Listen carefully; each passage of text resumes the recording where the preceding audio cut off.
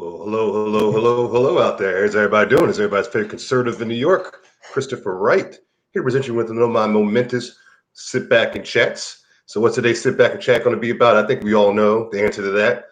We're going to talk about last night's debate, my friends. And again, before I continue, thank you so much for all the support. And everybody out there who wants support for what I'm doing here, the CRA, Conservative Republican Alliance, helping New York move forward. I'll post a link to in my description in my comment section to how you can support. Now, on to the big moment. Let's talk about last night's debates. First things first, who won the debate? Trump dominated the debate. He dominated it. I'm not saying that from a person who supports the president. You know, you guys know I'm a big Trump supporter since 2015 when he was still candidate Trump. But I am saying that because if you watch the debate, he was the one who looked confident. He was the one that, had an answer right off the rip. No sitting back, no thinking, what to say, what's up. No microphone hooked up, because you guys look, Joe Biden had a microphone hooked up, folks. The pictures are out there, everything else. He had a mic hooked up the whole time. He cheated.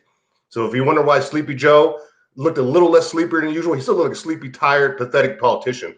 But if you wonder why he looked a little less sleepier than usual, the reason is because of the fact. And so what I want to speak on today, and what I want to talk about, hold on one second for you, everybody. I'm sorry. Today, what I want to talk about is how he handled himself.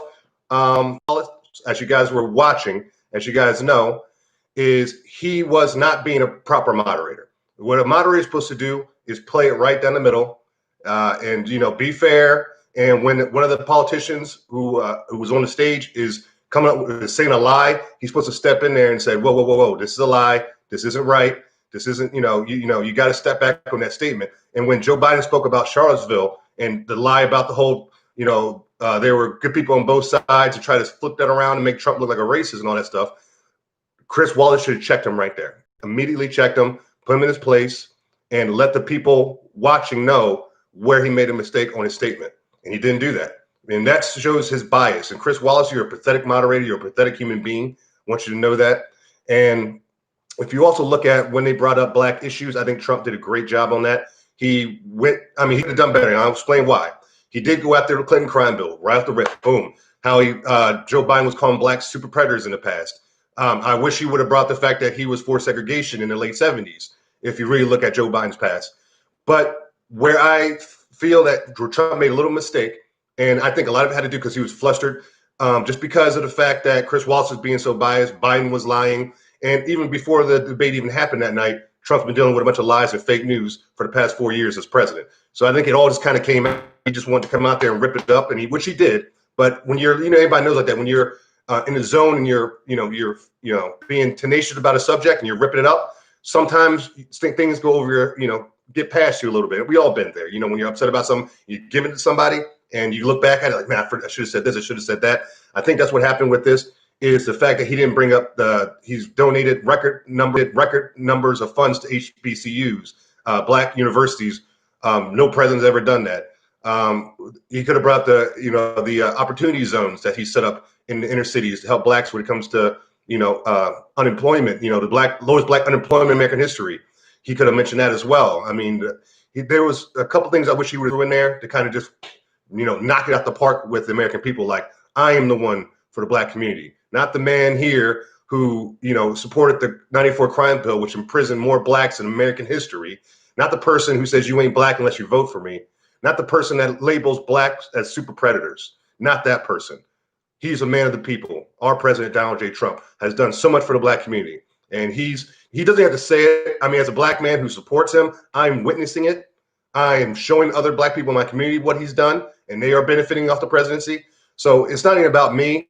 But I wish, the people out there who are brainwashed, the public, I don't know the details when it comes to what Trump's done for the black community. I wish he would have touched on the subjects to let them know everything he's done for blacks. And he's done quite a bit. And that also brings me a little bit to my next point. And the next point I want to talk about is the whole Proud Boys situation. Proud Boys. You guys know when they asked Trump about the white supremacy thing, which I think he slipped up a teeny bit, when Chris Wallace mentioned, what about, do you disavow white supremacy? Do you denounce white supremacy? And Trump said, sure. And immediately said, after he said, sure, he went on to Antifa being a real hate group. And he really attacked Antifa, which I liked as well, how he went after Antifa all last night. He mentioned him out there. He's a terrorist organization. They're a hate group. He put it all the way out there. And I respect him for doing that. And I'm glad he put it out there for American public to listen. This is not an anti-fascist group. And then Biden tried to say, oh, it's an idea, not an organization. Biden, shut your mouth. It is an organization. It is a local terrorist organization, not some idea. And that's how the left always does. They always like to use the words, oh, anti-fascist. It means they're anti-fascist. No, they are terrorists. They are burning down buildings. They're physically attacking elderly women and children. I mean, they are insane. This is a hate group. And I'm glad that Trump put him out there last night. But when he didn't come out and fully said, oh, I denounce white supremacy. As Trump supporters, we know he's done that a million times in the past already. He's denounced David Duke, the KKK, the neo-Nazis, all of that. But he didn't do it. I mean, she shouldn't have to. I'm sure he's sick and tired of it. That's why I kind of probably slipped by him. But, you know, just for the public out there, you know, the people out there, you guys know what I'm talking about, the sheeple out there, the CNN watchers out there, the blacks who are on the fence and they don't really know which way to go, and getting this as their only information really about Trump is the debates. For those individuals, you know, he could have maybe said that again.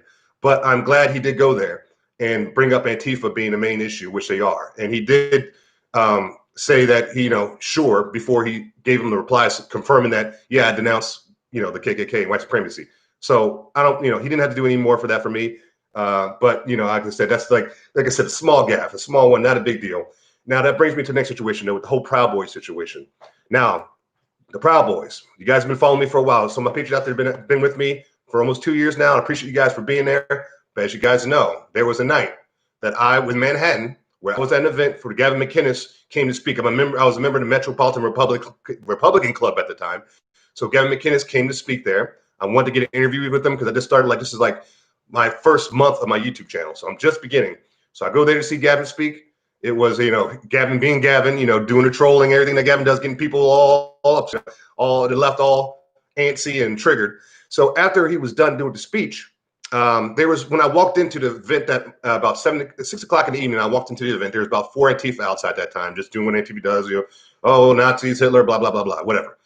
When we were about to leave the event around 10 p.m., the cops were there, and they told all Proud Boys and men stay behind. Women and elderly and children come with us now. And we were like, what the heck? You know, me and a lot of people there, because there were Proud Boys at the event, because, you know, Proud Boys is the group that got started by Gavin McInnes. So some of them were at the event. So when they said that, we were all looking at each other like, what are they talking about? So when we walked outside that evening, there was about 70 Antifa covering the whole entire block. And they were chanting at us, Nazi scum, Nazi scum, Nazi scum. And they're calling me a black Nazi and all kinds of crazy stuff they were doing that night. So the cops were already there waiting for us, and they had a little alley they made for us. They come this way, and they had it secured so nobody could jump us or attack us. As soon as we go across the street, we go around the block in the corner, and there are about 5 members of Antifa broke off the group, and they went to the end of the block where we were already walking on to wait for us. And when we got to the end of that block, they were there waiting, and they threw a bottle at the Proud Boys. When the bottle was thrown, the Proud Boys came in and attacked. And I'm telling you guys right now, I was there. Proud Boys just kicked their butt all over the place. And, you know, I'm a young American man. I've seen fights in my day. I've been around fights, so I'm not, oh my gosh, what's happening? And I know when somebody's getting their butt kicked. So when I saw Antifa getting their butt kicked, I knew what was happening. So all I did was get my phone out. It was already out, but just put on the action and get that down and get that for video evidence, because I already knew that it was going to be an issue. If, you know, there was no video evidence of the situation, they're going to try to flip it on the Proud Boys. So I recorded it. The cops came about 3 minutes into the fight. They broke it up. They asked the Proud Boy, they asked Antifa, do you guys want to press charges? Antifa, being the radical, stupid, leftist, anarchist group that they are, they told the cops to F off. And I'm not lying about that. That's the words they told the police, F off. And the cops said, okay, we're done with it. So I shared my video on Facebook Live that night. And guess what happened when I shared it on Facebook Live, guys? They suspended my account for 30 days. And they suspended my account for 30 days as soon as I shared it on Facebook Live. And the next morning when I woke up, I had about 50 missed calls, emails, DMs, anything you can think of, reaching out to me saying, Chris, oh my gosh, you have to put out your video. You have to put out that video. They took your video from the live stream and they cut you out of it. And now they're trying to say we're a white supremacist group who attacked innocent anti-fascists that night. So they totally took my video, cut me out of it. BuzzFeed took my video. BuzzFeed did this, by the way, folks. BuzzFeed took my video, cut me out of it, and said white supremacists attack innocent anti-fascists in Manhattan. And so once they did that, what did I do? I went on my YouTube video, and you guys know my videos, I don't curse. I don't like showing violent content. Anything, you know, this was me personally. That's what I like to do because I know children would be watching my videos. And also, I know how YouTube can be on me if I did that. So that night, I did what I never do. I posted my video on my YouTube channel of them kicking Antifa's butt.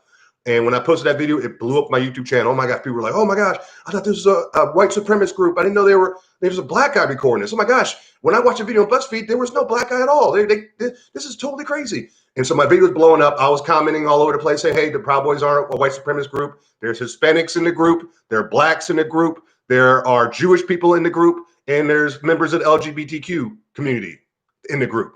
This white supremacist group they want to call the Proud Boys. And before that night with Gavin, I saw them at different events. I went to different rallies for Trump and everything like that before that. So I saw the Proud Boys before on many different occasions.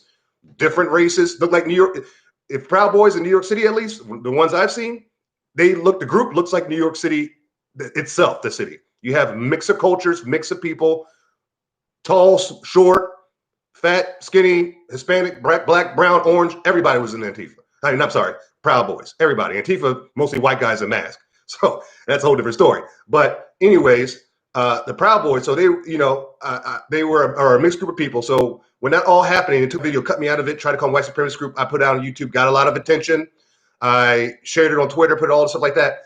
And it got so big because Cuomo, Andrew Cuomo, or Mobster Cuomo, as I like to call him, since the Antifa wouldn't press charges on the Proud Boys, he stepped in and said, if you guys don't press charges, I will on a state level. So the governor of New York pressed charges against the Proud Boys.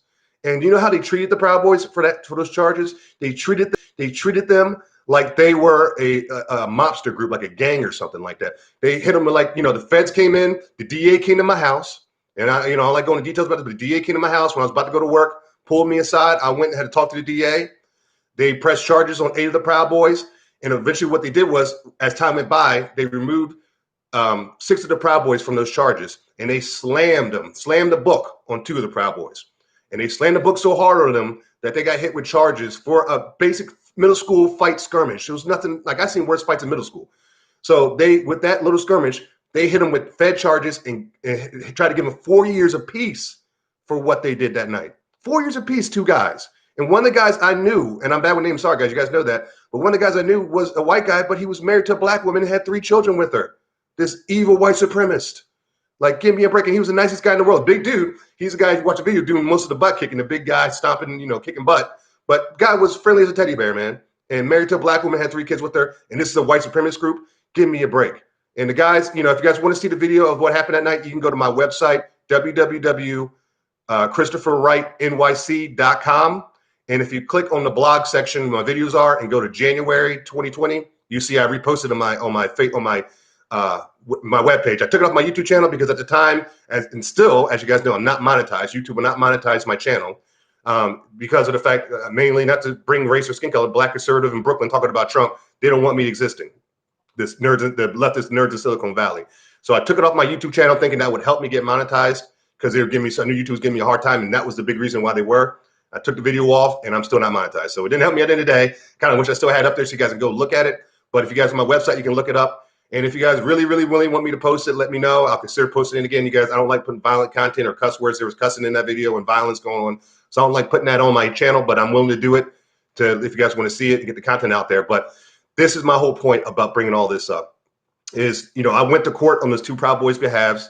The feds came in, hit him, not feds, I'm sorry. The state came in and they did what they did. They came after him in court. I went and testified on their behalf. I said what I just told you guys. Pretty much letting them know, like, these guys are the innocent ones that night. It was Antifa who were the ones who were the aggressors. They were the ones who were guilty. And yet these guys, they were found guilty and they were hit 4 years apiece. They were in prison here. And they're in jail to this day. It's been about 2 years. They're still in jail to this day. And meanwhile, they're letting bail reform happen here. Cuomo and our commie de Blasio are opening up freaking the jail cells here and letting criminals who are committing crimes, known criminals, out and walking around the streets. And that's what's happening right now in New York City, people. Innocent people are getting put in jail for years because they're conservative in the wrong place. That's all there is to it. If they were left-wingist Antifa, or excuse me, Black Lives Matter, so not COVID, everybody, no mask, no gloves. But, they are not, doing nothing crazy like these radical leftist groups are like Black Lives Matter and Antifa. But look who gets put in jail for 4 years apiece. And look who's walking around still acting a fool every single day, getting released the same day to commit crimes.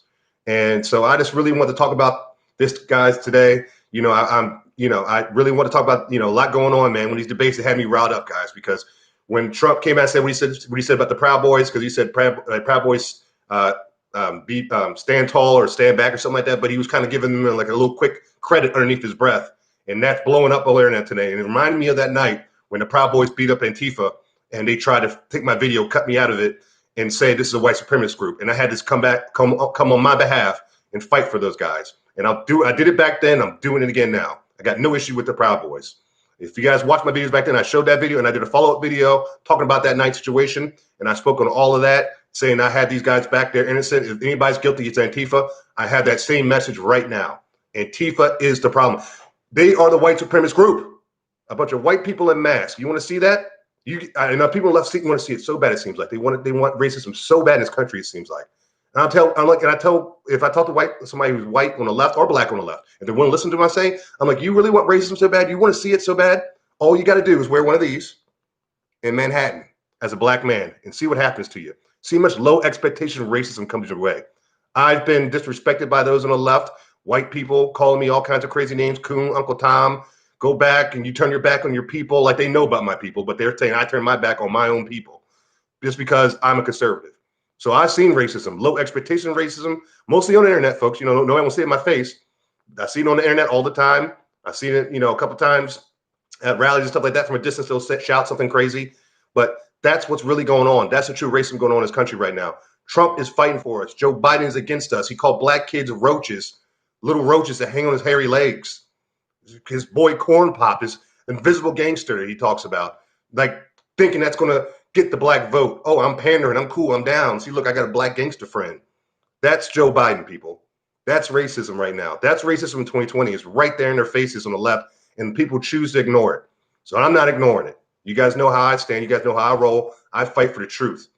That's all I came for. When I was a Democrat and I thought I was on the right side of history doing the right thing, when I found out as time went by and I looked back and saw what I was saying before in the past and I was wrong on a lot of it, I stepped away from the Democratic Party because I'm a man of God. I put God over everything. And all I'm looking for is the truth. So when I find the truth, I move on. I don't double down on ignorance. I don't get angry. I don't start pointing fingers and doing the blame game. I man up. I say I was wrong because guess what? We're human beings. We're going to be wrong sometimes. We're not gods. So I'm wrong. I admit I'm wrong and I move on and I grow as a human being. I grow as a person. I grow as a man and a man of God. And that's all that matters to me at the end of the day. And that's all I do when I look for the truth. So of course, with that debate last night and this morning, I seen the reactions with, Trump supports didn't want to denounce white supremacy. Proud Boys are a white supremacist group. It just brought flashbacks in my head. And I wasn't even, I want to do a video walk and talk for you guys outside. It's 20-mile-per-hour wind. Excuse me. And you guys wouldn't have been able to really hear me too well. So I want to get this message out. So I said, forget about it. I'm going to do it inside. Here it is. Rocking my MAGA hat, showing support for my president, who did a great job at the debate last night. Trump had a fire. I mean, he's always has a fire, but you guys know with everything going on with this COVID issue and just Trump's doing a million things at once every single day, working probably 23 hours a day. The man does. He does work. So he seems, been a little more tired recently, but his debate, he came out with full fire, ripped Joe Biden to shreds, Sleepy Joe. And I loved when he talked about back in the police, back in the blue. And when Trump was talking about that, and he asked, what police groups or unions are supporting you? What? Name one. Name one. And Joe Biden couldn't name one. You know why? Because Joe Biden supports radical leftist behavior. He supports Antifa. He supports these radical groups, Black Lives Matter. Just like his president, when he was vice president, his boss, Obama, wouldn't say the term radical Islam. You guys remember that?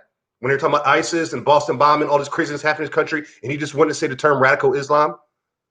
Remember that? So they want to talk about how Trump, he didn't say that he denounced white supremacy. But how about you guys not denouncing radical Islam? How about you guys not denouncing radical terrorist organizations in our own country? How about that? That's really happening, people. That's happening right now as we speak. I've seen it.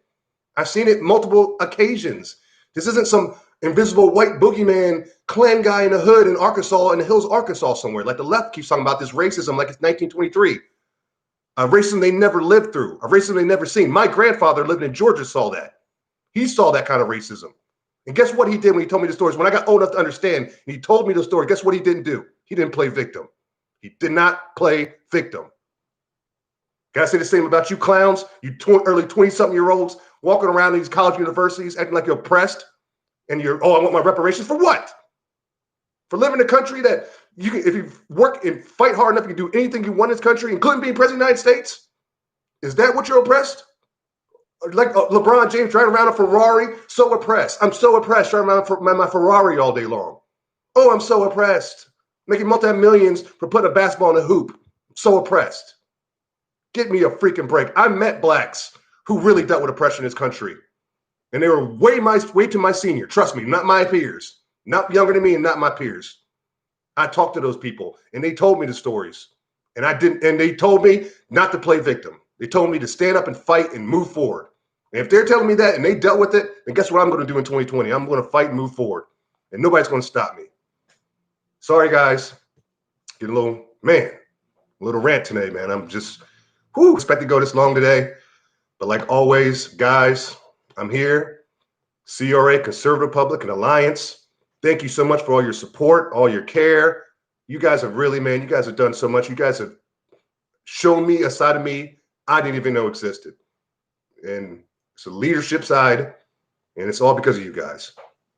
So, like always, God bless the United States of America, and God bless everybody. Let me repeat that. Let me make sure I got it very nice and clear. I don't want the fake news switching up what I said.